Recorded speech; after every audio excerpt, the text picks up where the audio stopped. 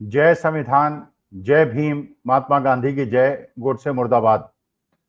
देखिए, जिस प्रकार से हमारे देश के उपराष्ट्रपति जगदीप धनखड़ साहब का अपमान हो रहा है, एक संवैधानिक पद पे बैठे हुए व्यक्ति का पद मुक्त होने के बाद अपमान हो रहा है, ये हम भारतवासियों को सोचने की आवश्यकता है। ये सत्ता कितनी गिरी हुई सत्ता है और किस प्रकार के शासक हैं जो कि संवैधानिक मर्यादाओं का भी पालन नहीं करते। देखिए, यह बात बिल्कुल अलग है कि जब धनखड़ साहब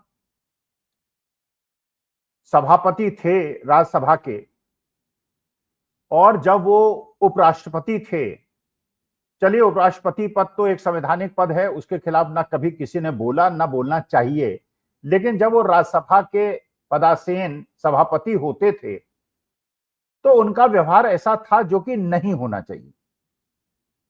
वो बिल्कुल विपक्ष को एक आंख से देखते थे और सत्ता पक्ष को दूसरी आंख से देखते थे और सत्ता पक्ष को खुश करने के लिए किसी हद तक अपनी कमर को झुका लेते थे। उसका विरोध था, लोगों ने विरोध किया था।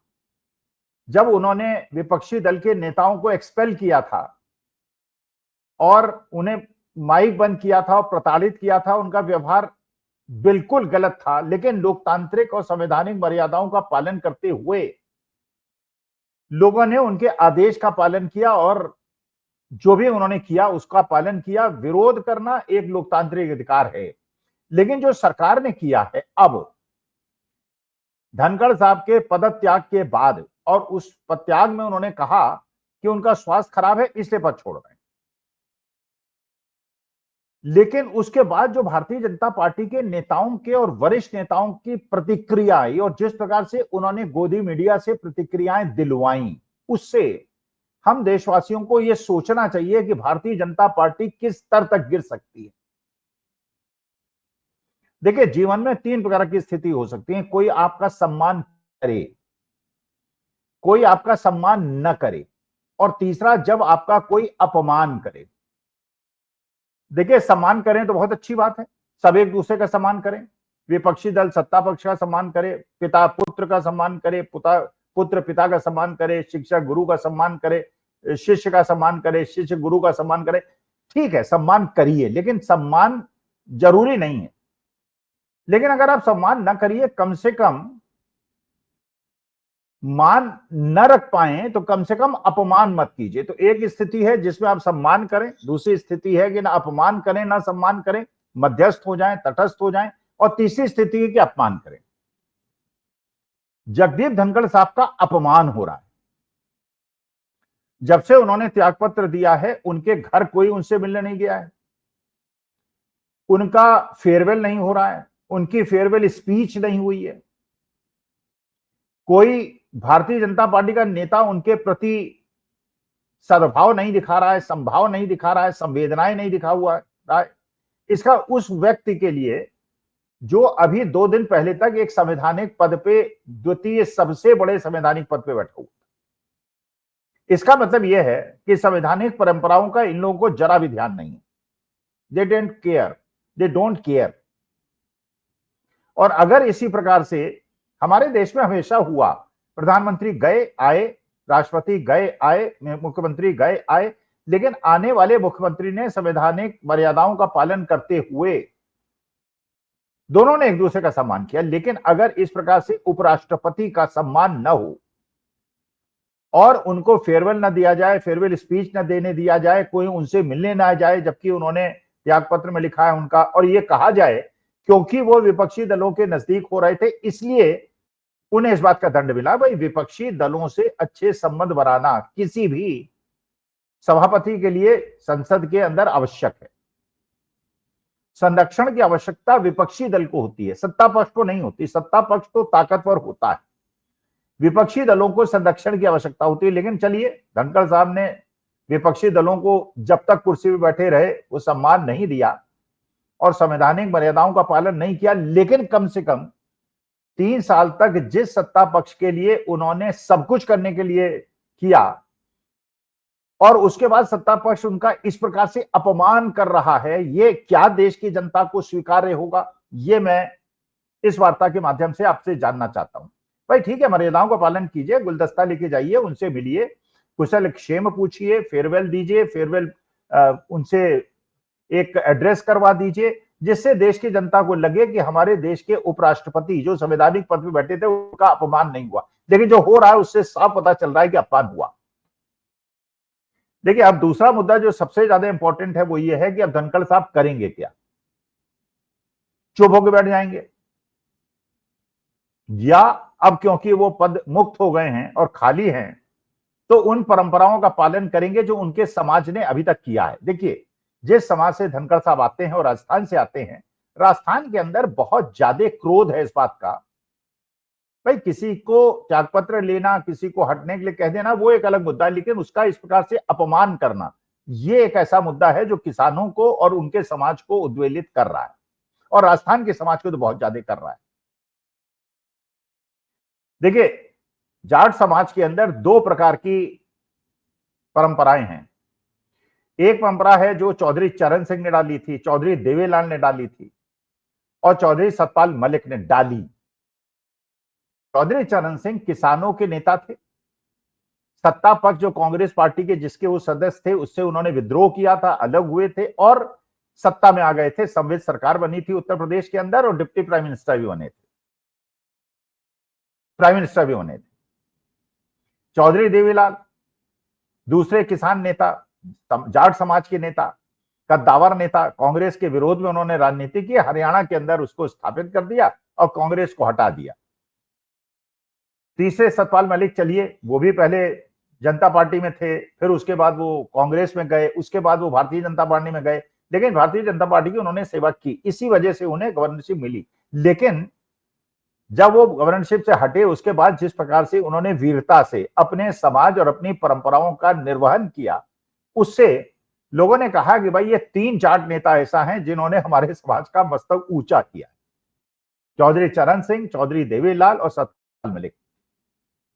लेकिन अफसोस की बात है कि उसी समाज के परंपरा में आगे चलने वाले लोग, एक दुष्यंत चौटाला जो चौधरी देवीलाल के प्रपौत्र हैं, उन्होंने जिस प्रकार से 10 सीटें जब उन्हें मिली तो भारतीय जनता पार्टी के डिप्टी चीफ मिनिस्टर बन गए। उनका ये गत बना दी भारतीय जनता पार्टी ने कि पिछले विधानसभा चुनाव में अपनी सीट भी नहीं बचा पाए, जमानत भी जब्त हो गई, उनके एक भी कैंडिडेट नहीं जीता, भारतीय जनता पार्टी ने उनको खत्म कर दिया। दूसरे चौधरी चरण सिंह, भारत रत्न चौधरी चरण सिंह के प्रपौत्र जयंत चौधरी, अखिलेश यादव के साथ बहुत बड़े नेता थे, कद्दावर नेता थे, जनता का समर्थन उन्हें प्राप्त था, और उसके बाद अचानक वो भारतीय जनता पार्टी में चले गए, मंत्री बन गए।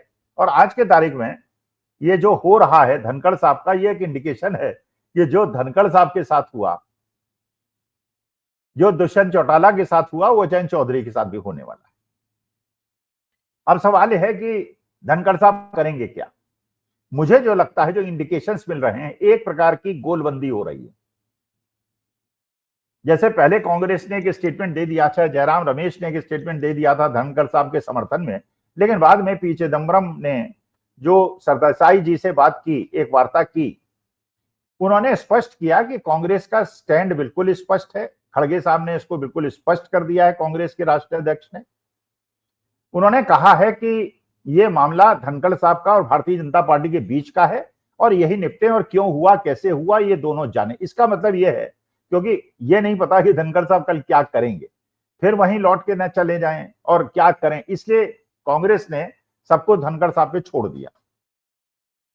और धनखड़ साहब, जो मुझे सूचनाएं मिल रही हैं, सूत्रों से मिल रही हैं, और एक घटना और आपको पता होगी हो गई है, आंध्र प्रदेश के एक बहुत बड़े नेता जो डिप्टी चीफ मिनिस्टर हैं, पवन कल्याण, वहां के, और बड़े फेमस एक्टर हैं, बड़े पॉपुलर लीडर हैं और मोदी जी के बहुत बड़े प्रशंसक हैं, उन्होंने धनखड़ साहब की बड़ाई कर दी।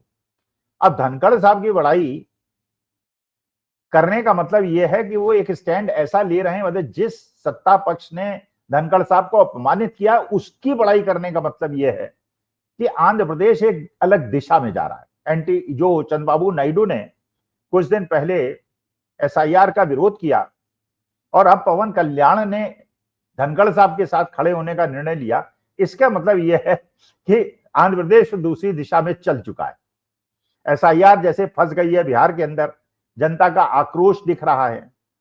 तो बिहार भी फंस गया है। उत्तर प्रदेश के अंदर ब्रजभूषण शरण सिंह, बड़े फेमस ब्रजभूषण शरण सिंह, जिनको बचाने के लिए भारतीय जनता पार्टी ने कोर कसर नहीं छोड़ी थी, उनकी अखिलेश यादव से मुलाकात हुई है और बहुत बड़ी संभावना है कि वो समाजवादी पार्टी में ज्वाइन करने वाले हैं। और उनका जनाधार है, अब कैसे भी नेता हैं लेकिन उनका जनाधार है, 5-6 सीटों पे वो अंतर डाल सकते हैं। और वो अमित शाह द्वारा सताए हुए एक मेंबर ऑफ पार्लियामेंट हैं। इसलिए एक नई गोलबंदी बिहार, उत्तर प्रदेश और आंध्र प्रदेश में हो रही है, जो सबसे इंपॉर्टेंट स्टेट्स हैं। धनखड़ साहब ने पिछले 6 महीने से अपना स्टैंड थोड़ा चेंज कर लिया था। वो किसानों की बात करने लगे थे, वो किसानों के बीच में जाने लगे थे। और इसका मतलब यह है कि उन्होंने वही लाइन लेने का प्रयास किया था जो सतपाल मलिक ने लिया था, चौधरी चरण सिंह ने लिया था और देवीलाल जी ने लिया था। और ये बात अखर गई मोदी जी को, सत्ता पक्ष को। ये किसानों की हित की बात कैसे कर सकते हैं? जिन किसानों को 13 महीने हमने तड़पाया और कीलें गाड़ के दिल्ली में नहीं घुसने दिया, उनके हितों की बात कैसे कर रहे हैं धनखड़ साहब? इसलिए उन्हें अपमानित करके हटाया गया। अब धनखड़ साहब अगर किसानों के बीच में जाते हैं, और सहानुभूति है, राजस्थान के अंदर सहानुभूति उनके प्रति बहुत ज्यादा है, और अगर वो किसानों की राजनीति करते हैं जैसे सतपाल मलिक ने की थी, तो जो पूरा भारतीय जनता पार्टी का मैथमेटिक्स है वो गलत खराब हो जाता है। देखिए, पूरे देश की राजनीति 2 भाग में है, साउथ और नॉर्थ। साउथ की सीटें कम है, लेकिन साउथ के अंदर भारतीय जनता पार्टी काफी हद तक कमजोर है। नॉर्थ के अंदर भारतीय जनता पार्टी मजबूत है, लेकिन नॉर्थ के अंदर जो डिलिमिटेशन कराने का निर्णय हुआ है उसमें साउथ में एक फीलिंग चली गई है कि डिलिमिटेशन में जनसंख्या के अनुसार मेंबर ऑफ पार्लियामेंट की सीट बढ़ेंगी, और क्योंकि साउथ में पॉपुलेशन नहीं बढ़ी है इसलिए वहां एमपी की सीटें नहीं बढ़ेंगी, उत्तर भारत भर जाएंगी। और ये किया ही इसलिए जा रहा है कि इससे भारतीय जनता पार्टी को फायदा हो जाए। और इसका चंद्रबाबू नायडू ने भी विरोध किया है और साउथ के सारी स्टेट्स ने विरोध किया है। तो साउथ तो अब एक प्रकार से पहले से भी ज्यादा मुश्किल हो गया भारतीय जनता पार्टी के लिए। लेकिन उत्तर प्रदेश, बिहार और राजस्थान, और धनखड़ साहब का अपमान जिस प्रकार से हुआ है, जिनके समाज के लोग राजस्थान में, पंजाब में, हरियाणा में, दिल्ली में और उत्तर प्रदेश में बहुत बड़ी संख्या में है। और अगर समाज का अपमान होता है तो मानी बात है, समाज को खराब तो लगता ही है कि आप मान करें न करें, लेकिन अपमान न करें। और वो अपमान हो रहा है और खुलेआम हो रहा है। और नड्डा जी ऐसे बिहेव कर रहे हैं एज इफ उनको ये अधिकार है। एक मंत्री हैं, वो एक पार्टी के प्रेसिडेंट हैं, लेकिन एक संवैधानिक पद पे बैठे हुए आदमी जो 2 दिन पहले रिलीव हुआ है और जिसने त्यागपत्र दिया है और स्वीकार हुआ है, उसका इस प्रकार से तिरस्कार करना और उनका निषेध करना, ये कौन सी संवैधानिक परंपरा? तो अब जो धनखड़ साहब की पत्नी ने स्टेटमेंट दिया है, उन्होंने भी स्पष्ट किया है कि धनखड़ साहब की अगली जो दिशा है वो क्या है। और ये दिशा भारतीय जनता पार्टी के लिए बहुत मुश्किल भरी है और भारतीय जनता पार्टी की इमारत की ईंटें दरकने लगी हैं। और मुझे लगता है, लेकिन मैं ये निवेदन करूंगा, जब मोदी जी सत्ता से हटें, अमित शाह हटें, तो इस प्रकार का व्यवहार उनके साथ ना हो जैसे धनखड़ साहब के साथ हो रहा है। वो संवैधानिक पद थे, हमारे देश के प्रधानमंत्री थे, हमारा कर्तव्य है उनका सम्मान अभी भी करें, जब वो सत्ता से उतर जाए तब भी करें। और जो बात अभी 2-3 महीने के अंदर होने वाली है, लेकिन अपमान किसी का नहीं होना चाहिए। और धनखड़ साहब का जैसे अपमान हो रहा है ये बिल्कुल अनुचित है, केवल इसलिए कि वो विपक्षी दलों से उनके संबंध अच्छे हो रहे थे। एक जज की कुर्सी में बैठे हुए आदमी के लिए आवश्यक है कि वो सभी से अच्छे संबंध रखे, चाहे वो पक्ष का हो चाहे विपक्ष का हो। तो ये कौन ऐसी खता नहीं है जिसके लिए पूरी भारतीय जनता पार्टी कोई एक परंपरा रख रही है, धनखड़ साहब का अपमान कर रही है और आगे आने वाली पीढ़ियों को भी सिखा रही है कि अगर मतांतर हो जाए तो एक संवैधानिक पद पे बैठे हुए आदमी सेवानिवृत्त के बाद उसका कैसा अपमान होना चाहिए। मैं इससे सहमत नहीं हूं, आशा है आप भी सहमत नहीं होंगे। ऐसा अपमान किसी का नहीं होना चाहिए, और कम से कम एक संवैधानिक उच्चतम पद पे बैठे हुए आदमी का तो बिल्कुल ही नहीं होना चाहिए। नमस्कार, धन्यवाद और प्रणाम।